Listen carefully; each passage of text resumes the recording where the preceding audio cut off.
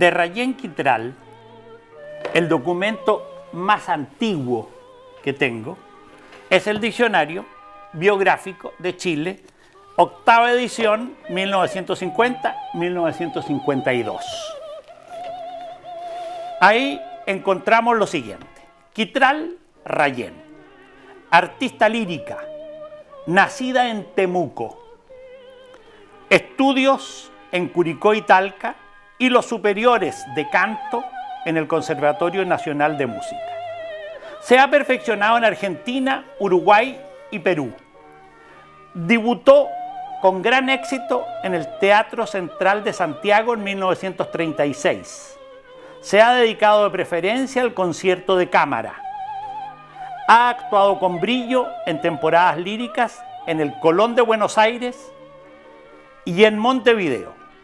Entre las óperas que canta se pueden citar El Barbero de Sevilla, Rigoletto, Lucía y Flauta Mágica de Mozart. Ópera esta última en que ha sido contratada en forma exclusiva y durante 7 años consecutivos por Radio Belgrano de Buenos Aires. Fue artista exclusiva también en Radio Nacional del Perú. Rayén Quitral es la primera figura del arte lírico nacional y ha tenido una destacada actuación en las principales capitales de Sudamérica. Ha sido contratada por la Sociedad de Conciertos Daniel. Y termina.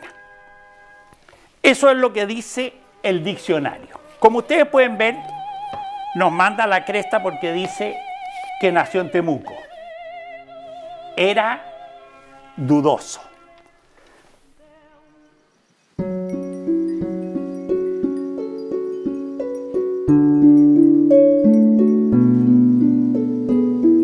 realidad en Temuco los apellidos Quitral, yo en Temuco no conozco ninguno.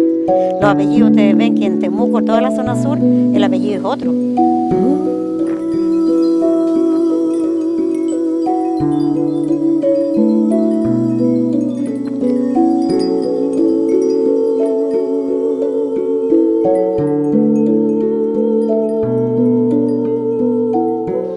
María Georgina, que se llamaba ella, Quitral Espinosa, y después ella se cambió, su nombre artístico era Rayén. A mi padre, por ejemplo, me contaba de que teníamos una pariente que era cantante de ópera, decía él, y que era oriunda de Iloca. La familia Quitral quedó en Villuquén, y todos los Quitrales que salieron de ahí de Villuquén. Ahora, claro, hay en todas partes de Chile, donde vayan, que siempre encuentro un Quitral. Siempre tuvo a honra reconocer que su apellido era de origen indígena. Dice entre paréntesis, mapuche, pero Quitral es de esta zona y en esta zona no era frecuente el pueblo mapuche. El pueblo de esta zona es picunche.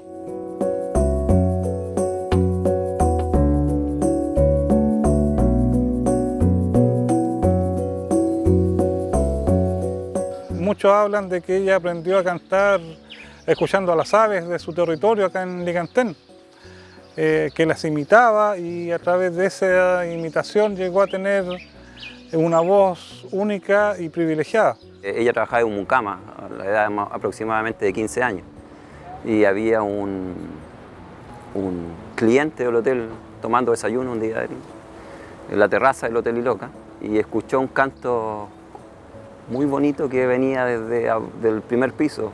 Y escuchó a esta niña cantar tan bonito que quedó como anonadado con la música de ella. Y ellos se enamoraron de esta niña, de esta voz. Y le hablaron con los padres y le propusieron la idea de llevarla a Santiago para educarla y para hacerla cantante. Porque era como un diamante en crudo, como se llama. La verdad es que María Georgina Quitral Espinosa había nacido en la pequeña localidad costera de Iloca, provincia de Curicó, el 7 de noviembre de 1916. Hija de un peón agrícola, Fidel Quitral Correa, y de una campesina, Elena Espinosa Letelier. Su madre trabajaba de empleada doméstica en una casa particular de Iloca. El dentista centeguino Alfredo Avaria la escuchó cantar y entusiasmado logró que la señora Quitral y su hija se fueran a trabajar a su casa en Santiago. El dentista hizo que su paciente, el empresario teatral chileno Ignacio Benítez Gallardo, la escuchara en su consultorio. Rayén cantó escondida detrás de una puerta el tango ¿Dónde estás, corazón? La verdad que tuvo la fuerza de salir adelante como mujer en una época en que las mujeres eran del segundo plano.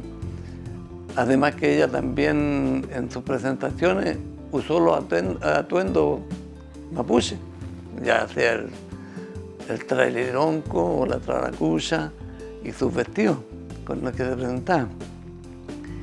Y hace unos años atrás estuve en Argentina, en el teatro ahí central, el más famoso que tiene Argentina, y está ella ahí dentro de la margen de los artistas famosos que han pasado por ese teatro, el Teatro de Buenos Aires.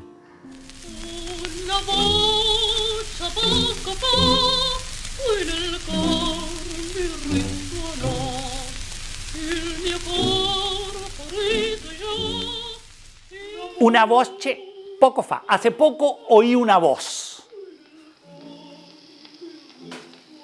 Y en mi corazón resonó.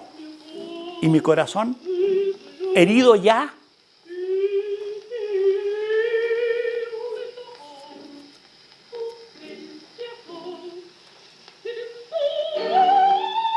es Lindoro el que le canta. Ella está enamorada de esta voz y es un joven que ella no conoce, Lindoro. Pero mi amor es tan fuerte que yo venceré. Aquí empiezan a ver ustedes cómo canta. Esta manera de cantar es lo que se llama bel canto, que se usó cuando Chile se independizó en 1810, que es la época de esta ópera, para que vean ustedes la antigüedad que tiene. Miren aquí cómo empieza. Esto es lo más lindo que hay.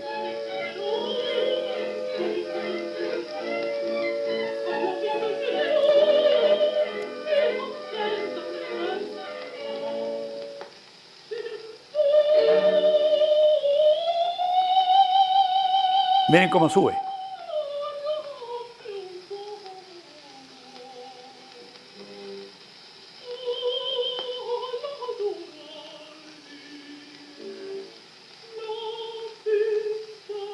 Yo venceré.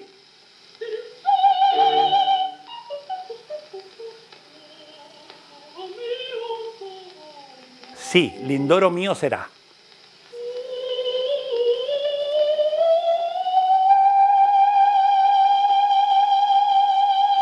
Miren cómo sube.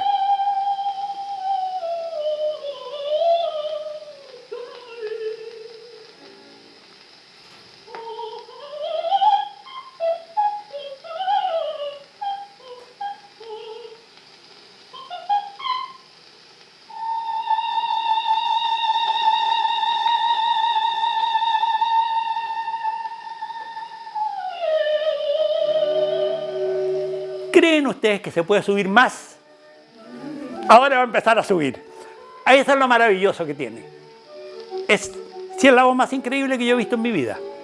No parece humana.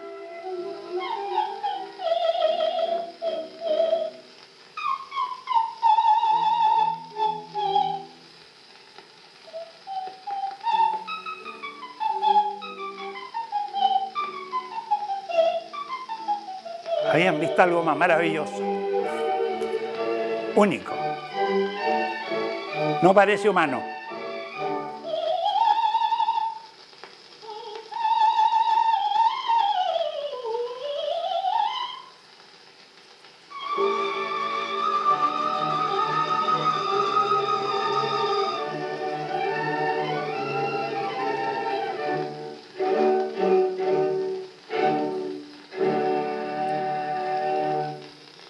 Y aquí en esta área, ella dice, voy a hacer cientos de trampas, pero Lindoro mío será.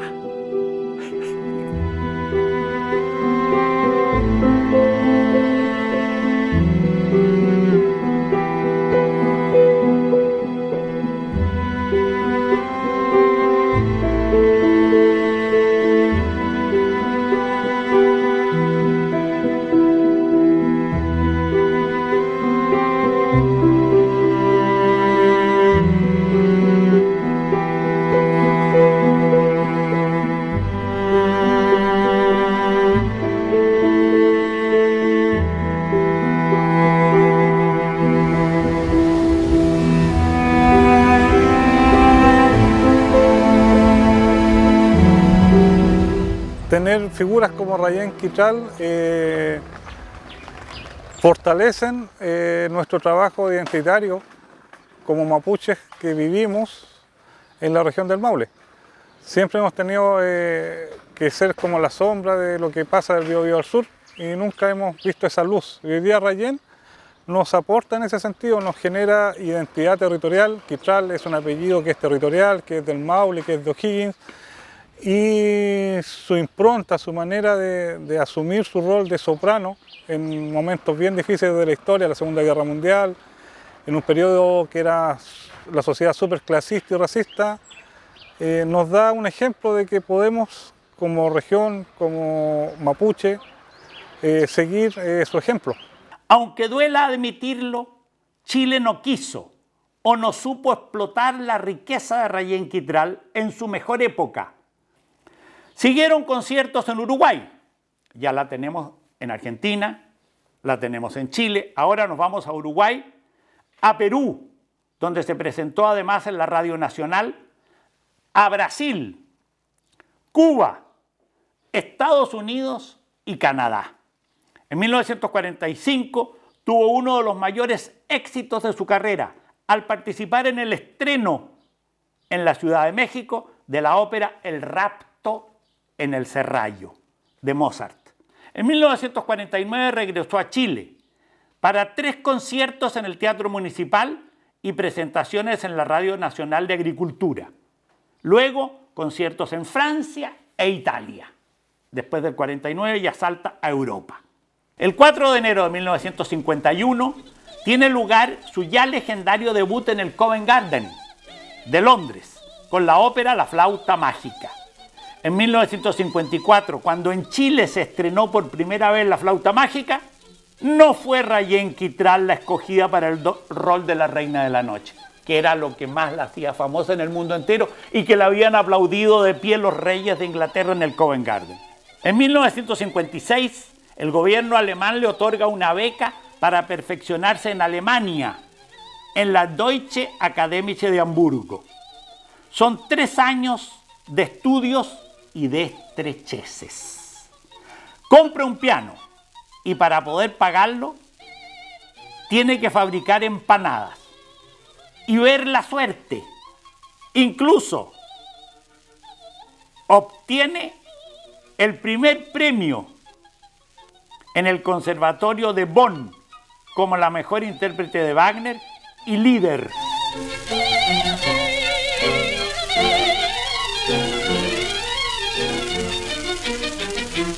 Poco después enferma de gravedad en Santiago y los artistas chilenos deben hacer un festival para costear las operaciones y medicamentos. Finalmente, el gobierno chileno le otorga una pensión vitalicia para que pueda vivir, si no con holgura, al menos con dignidad. En marzo de 1967, 30 años después de su debut, dio su adiós definitivo a la escena, con una serie de recitales en el Teatro Municipal de Viña del Mar y en el casino de esa misma ciudad. En los últimos años de su vida se desempeña como profesora de coros en el Open Door, Hospital Psiquiátrico y Sanatorio El Peral. También hace clases de música en la Escuela Industrial y Liceo Fiscales de Santiago. En 1975, en el acto de graduación de los alumnos del Liceo número 26, Rayén Quitral alzó su voz esta vez para cantar en el Teatro Gran Palace Los Copihue Rojos. Fue su canto del cisne. Se dice que el cisne canta cuando muere.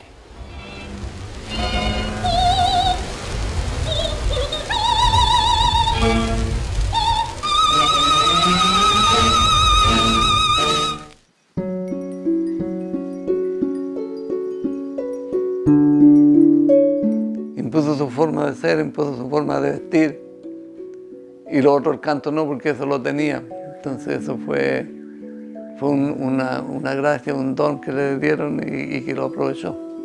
Ella nació en un hogar humilde y a pesar de haber sido muy famosa, volvió a sus raíces a tratar de enseñar lo que aprendió en todo el mundo y también murió humildemente.